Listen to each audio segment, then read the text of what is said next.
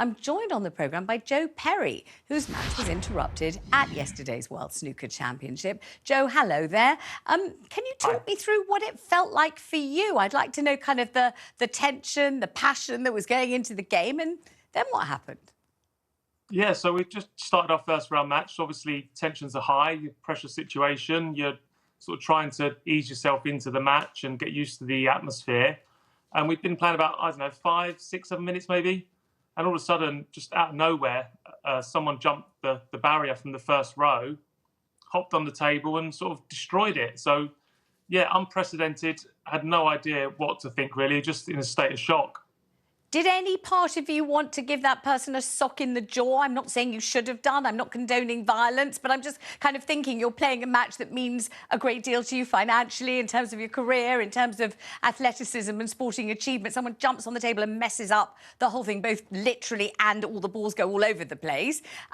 Did you feel like jumping on the table yourself and giving them a slug or anything of the kind? Well, no, that's not really my way. But it was, first of all, your initial thought is like, what is this person going to do? Like, so you worry about your safety first and foremost, and everyone else's safety, like in and around you. So that was like the biggest thing initially. You sort of don't, it's just weird. You just act on autopilot, you know what to do, and then not long after that, security come and grabbed him, and then you just hope that everything sort of calms down and you can carry on. But as it turned out, we couldn't. He'd done enough damage to the table to sort of prevent us from playing. So our match has now been rescheduled.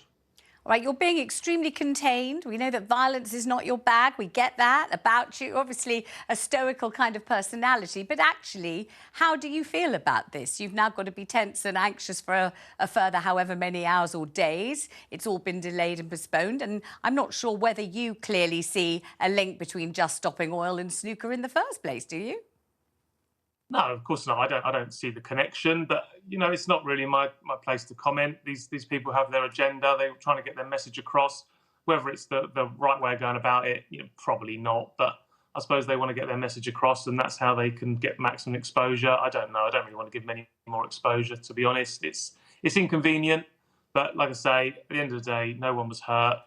Our match has been sort of messed around a little bit. It's not ideal preparation, but it's one of the things, no one was hurt, and that's the main thing. OK, the chap who jumped on the table and did the damage has already been in prison twice. The first time was for a couple of days, next time was for a week or so.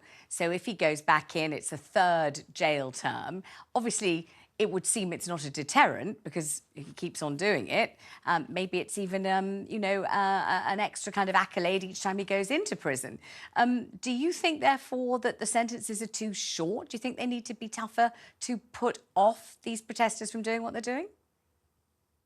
Well, by the sounds of that, then yeah, because it's, like you say, it's not a deterrent. What he's been punished so far has not stopped him from continuing to do his protests. So, but then, if he's that intent on protesting and getting his message across, then is anything going to stop him? I don't know. It's like I say, it's a whole new bag, isn't it? Not something I'm not qualified to talk about. But yeah, I don't know if you can stop these people. They're so intent on getting their message across. I don't know the answers. Does any part of you have any sort of sympathy for their message? Does any part of you think, well, it's about the future of the planet, it's about saving it for our grandchildren, and really if they want to throw orange poster paints all over a snooker table in the middle of a championship, OK?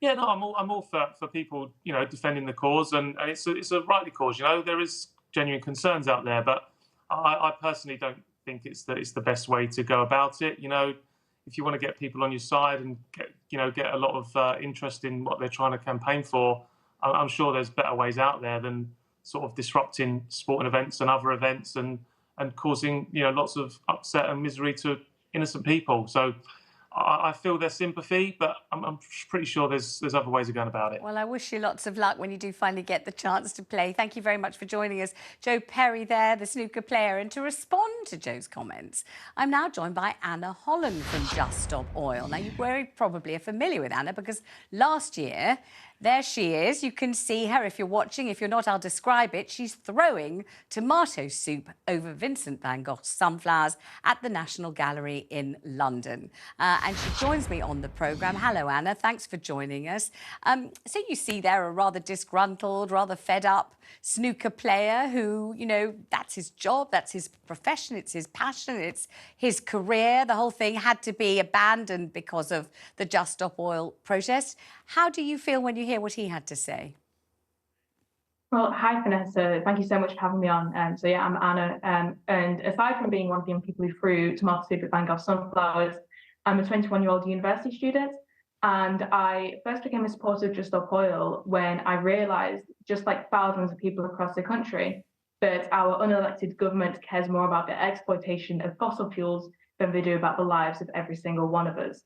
And I would also like to say that I completely agree with what Joe was saying, with everything that he was saying. I wish there was another way that we could get the government to listen to us and that we could raise awareness about the dire situation that we are heading towards. But unfortunately, we have tried every other method of raising awareness. We've tried going on protests, we've tried signing petitions, we've tried targeting the fossil fuel industry and the government, and unfortunately, none of it has worked. The only thing that allows us to break through into mainstream conversation is by disrupting public events like the snooker game. But so far, do you think any of your protests, including the throwing of the soup, including the gluing of human beings to motorways and bridges, including protests in the House of Commons and all the other events and public services that have been disrupted, have they actually borne fruit? Has anything changed? Do you feel that you're making any kind of inroads with all of this? Is it working?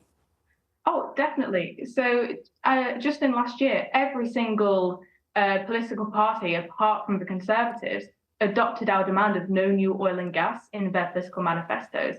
The entire Scottish government has said that there will be no new oil and gas. So we are absolutely breaking through. It is just the Conservatives who are still choosing to put their own personal wealth over the safety of every single one of us. What do you mean? First of all, you've called them an unelected government. I'm not certain what you mean by that. Secondly, you've talked about their own personal wealth being prioritised. What do you mean by that? Okay, so Rishi Sunak, our current Prime Minister, was voted in by none of us. I didn't vote for him. I'm sure you didn't yourself, Vanessa, because in fact, only 202 people voted for Rishi Sunak to become our Prime Minister. And that is roughly 0.0003% of the UK population. And yet the Conservative Party was elected to government by a considerable majority, wasn't it? Well, yes, I grant you that. But Rishi Sunak, our Prime Minister, wasn't voted So we in have by any of us. elected a fairly and equitably elected government. You may not be keen on the Prime Minister, but we certainly have a government that was democratically elected, Yes, don't we? In addition to that, last year, the Conservative government received £3.5 million in donations from fossil fuel lobbyists and climate deniers. So they are clearly putting their own vested interest in the fossil fuel industry above the lives of all of us.